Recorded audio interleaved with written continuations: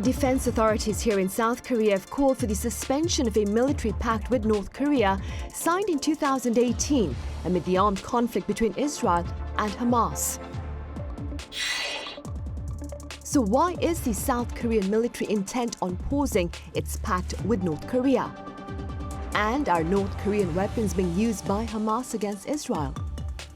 Also, what are the chances of the catastrophic consequences that Pyongyang has recently warned of?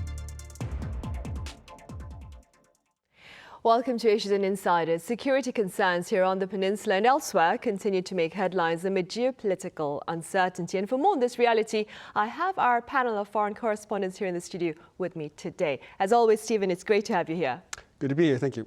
Jacco, as always, welcome to the studio. Thanks for having me back. Right, Stephen, let's begin then with details about Seoul's proposal to pause its military pact with Pyongyang that was signed back in 2018. For the sake of those who may not be aware, do tell us a bit about the security pact and why does Seoul want out? My understanding of the pact is that it was signed in a spirit of rapprochement in 2018 when North and South Korea were holding a series of summits and were at least taking at least modest steps towards drawing down military tensions and working together. A lot has changed since then. There's been a change of governments here, and the current administration of President Yoon Suk-yeol has taken a harder approach, at least rhetorically, and at least in terms of the configuration of military assets when it comes to North Korea. And so I think the defense minister recently spoke on this, and he recently floated the premise of backing away from this agreement because, in his view, it limited South Korea's ability to survey the border. It was the spirit of it was to draw down the military presence of both sides in the demilitarized zone and sort of to avoid accidental clashes and sort of to draw down the chances of a kind of misunderstanding or an accident, something being misinterpreted by one side or the other that could spark a military clash. We've all been, over the past week or two, been watching the quite alarming situation in the Middle East with Hamas and Israel, and one of the major threads of analysis that has emerged from that conflict is just how were these militants able to breach the Israeli border, which also has a reputation for being very heavily surveilled and very heavily fortified. How were they able to get across and commit these quite shocking atrocities? So I think it's natural, and the two situations are very different, but I think it is natural for, given North Korea's determination to keep testing weapons and keep developing weapons and some of the harsh rhetoric that's come from Pyongyang, that has led the military leadership in Korea to wonder if maybe it is prudent to increase surveillance of the border and increase the South's ability to know what's going on the other side to the extent that they can. Right. Stephen, you've been covering security concerns here in the Korean Peninsula for quite a while now. What do you believe are perhaps the risks of North Korea staging an actual strike against South Korea? I've always believed that the actual chances of that are very low because I've always felt like the people who are in charge in North Korea, I think their main objective is maintaining their own control of their own country and maintaining their own standing and continuing to be able to enjoy the privileges of being an elite and of having whatever meager resources North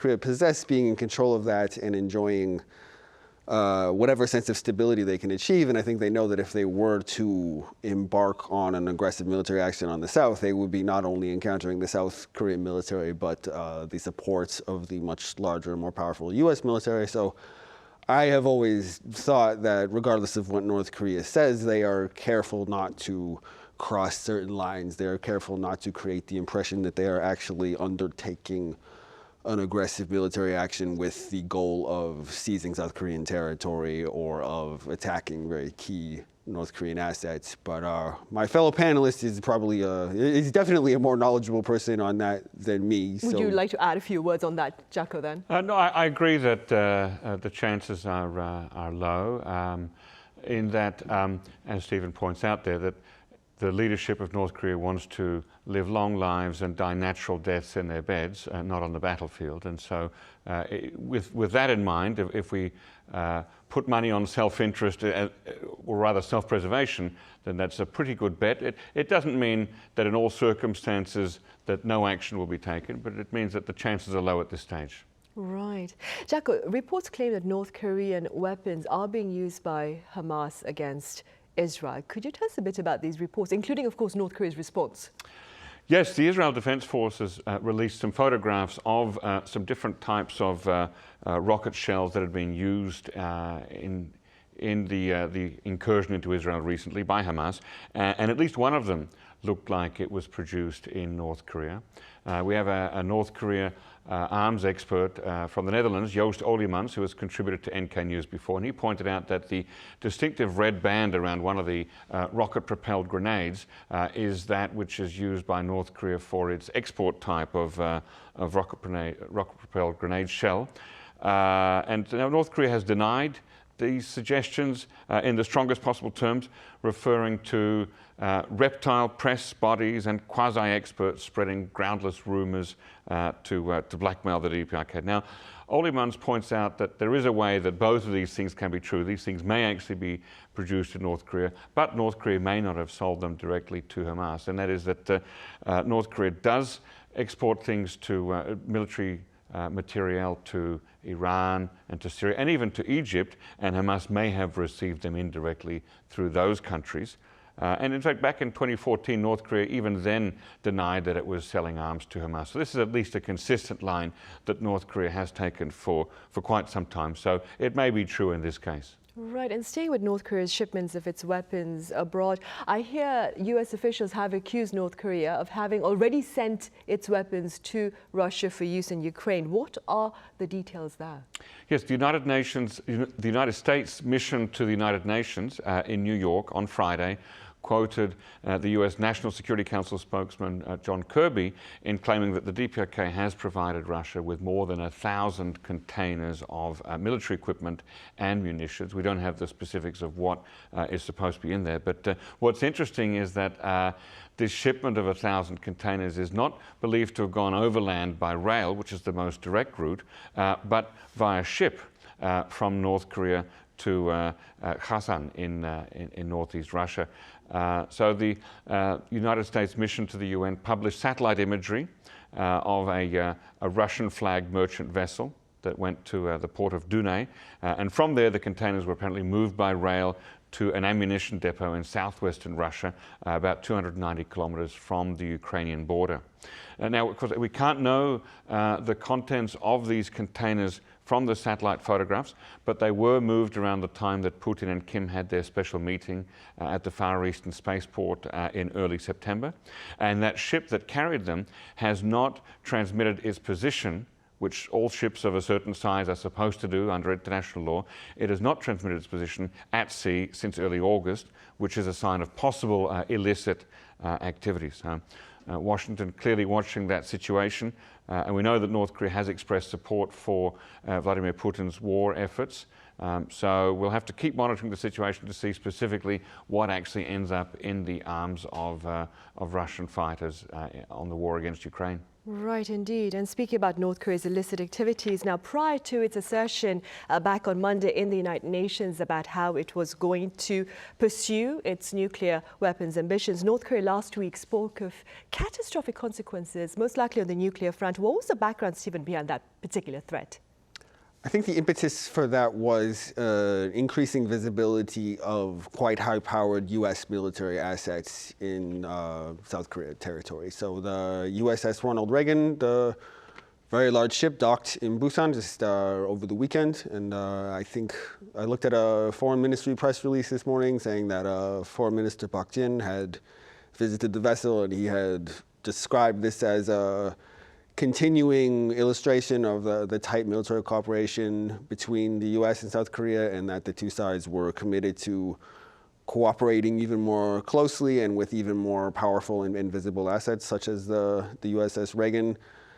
And I think just at some point this week, the U.S. I think it's a B-52 bomber they're saying is going to do a flyby at a arms exhibition or kind of defense industry exhibition that's taking place in Seongnam, where I'm going to be going later this week to do some reporting. And so it's, I guess you could say it's a kind of a vicious circle of displays or expressions of strength and aggression. And so, you know, U.S. and South Korea perceive this threat as coming from North Korea as it continues to develop its weapons programs and then responds with greater shows of force, and then North Korea responds to that with even more threatening language. I mean, I'm not saying that one or the other of these two countries is at fault exactly. I mean, I would like to see North Korea commit to at least getting rid of its nuclear weapons. I think that would be good for everyone, and then we could maybe go in the opposite direction, have a kind of general drawing down. I think that would be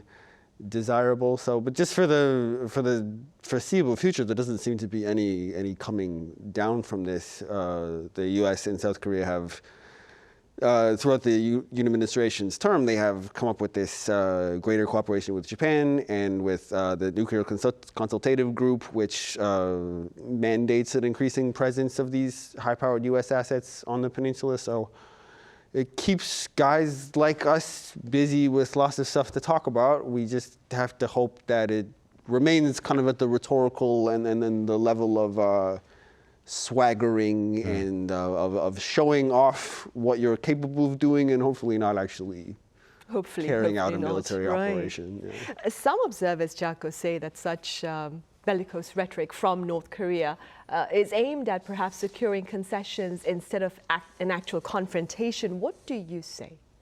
Yeah, that may indeed be the case. I mean, certainly it's a familiar pattern that North Korea ratchets up the rhetoric, and there's some escalation of tensions there, seeking to have direct talks with the United States to extract some concessions. So that's certainly a pattern that we've seen.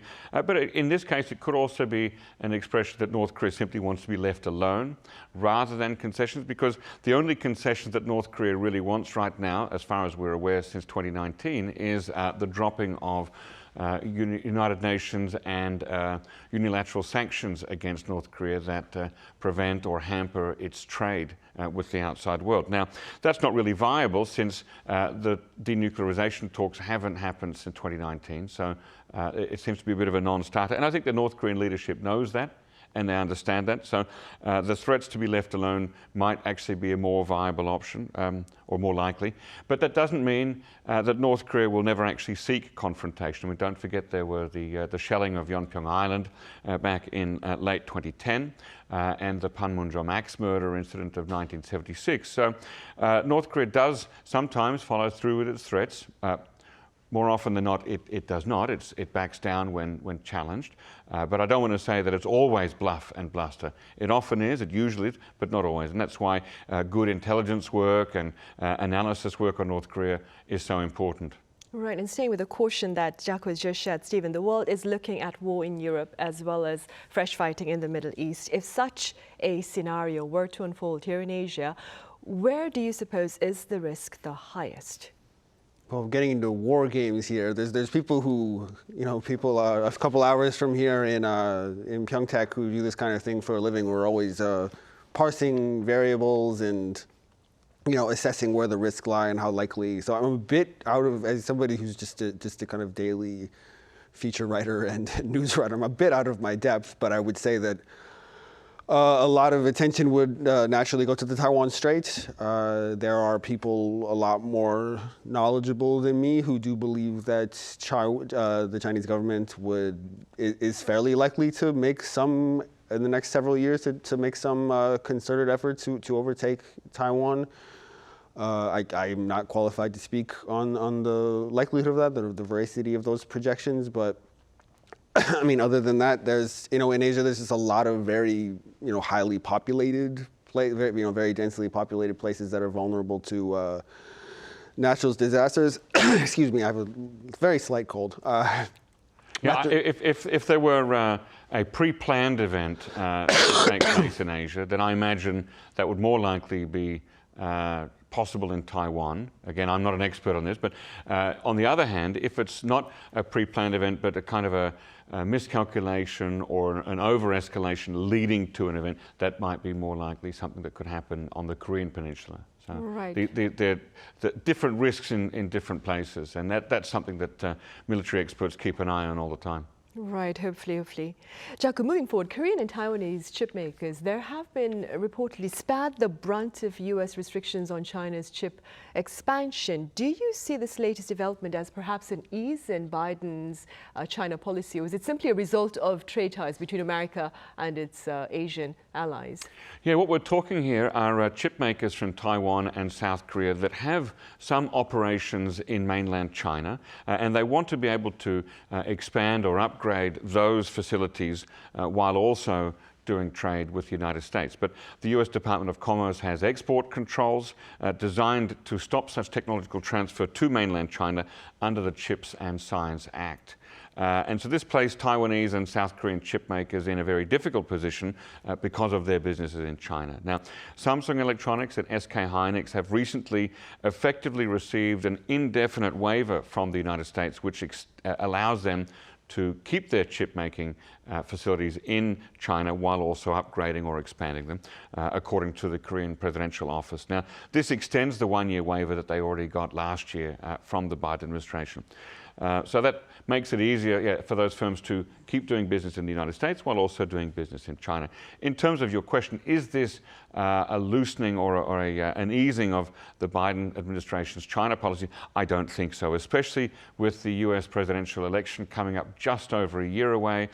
Both parties, ever since Donald Trump, both parties have been very consistent in pushing a strong line on confronting and competing with China. So with policies like the CHIPS Act and the Inflation Reduction Act, there are lots of moving parts, and occasionally there are unintended consequences, so that companies like Samsung Electronics and SK Hynix, and also the SCMT in Taiwan, they sometimes get hurt by these policies that have unintended consequences. And this is, I think, is part of that easing out of the kinks in the policies to make sure that companies from friendly nations don't get hurt in the process. Right. Stephen, beyond trade and security concerns then, Korea has raised much concern with China for reportedly repatriating hundreds of North Koreans. Could you share us a bit about these concerns and also a bit about the possible fate that these North Koreans who've been forcibly returned face?